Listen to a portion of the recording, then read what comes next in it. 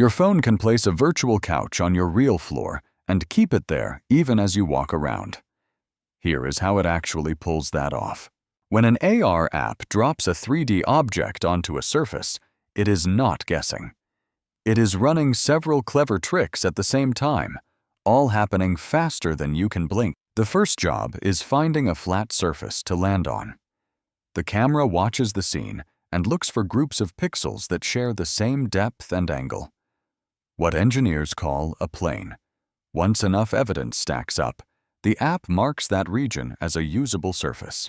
But how does the camera measure depth from a flat image? One approach is feature points.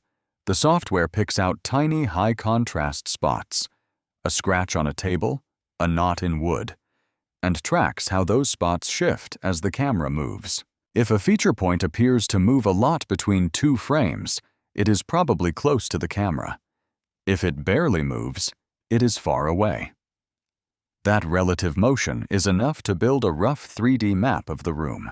Some devices skip the guesswork and use a dedicated depth sensor. This sensor fires out thousands of invisible infrared dots, or a laser grid, then measures how long each one takes to bounce back. The result is a precise distance reading for every part of the scene. Now the system knows where surfaces are, but there is still a harder problem. As you move, the camera view changes constantly. The virtual object has to stay glued to the real world, no matter where you point the phone. This is where a technique called SLAM comes in: Simultaneous Localization and Mapping. SLAM does two things at once.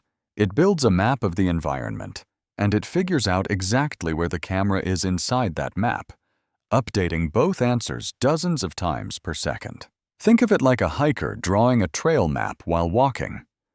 Every new landmark they spot helps them figure out both where they are and what the path looks like ahead.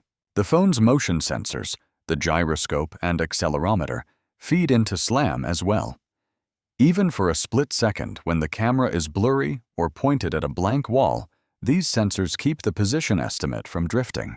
Once SLAM knows the camera's exact position and orientation, it can project the virtual object into the scene using the same math a film studio uses for CGI, just done live, on a phone, in real time. Lighting is one more detail the better AR systems handle. They sample the brightness coming from different directions in the camera feed and shade the virtual object to match, so it does not look like it was pasted in from a different universe. All of this, plane detection, feature tracking, depth sensing, SLAM, motion sensors, and lighting, runs together as a pipeline. Remove any one piece, and the illusion starts to fall apart. The reason AR has gotten so much more convincing over the last few years is not one big breakthrough. It is each part of that pipeline getting a little more accurate, a little faster, using a little less battery. If you are curious how SLAM handles completely dark rooms or fast motion, that rabbit hole goes surprisingly deep. The same algorithm shows up in self-driving cars and Mars rovers.